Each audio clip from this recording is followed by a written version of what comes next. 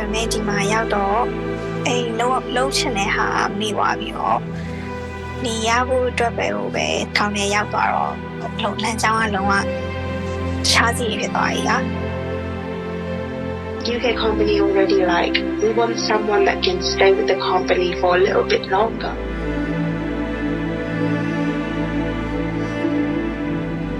နေလို့ရတဲ့လူတွေက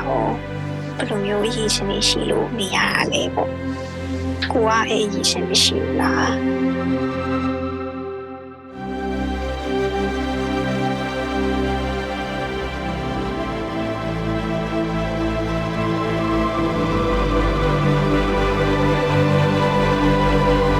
Sometimes I think that I failed to fulfill that dream of mine. But I think it's just the reality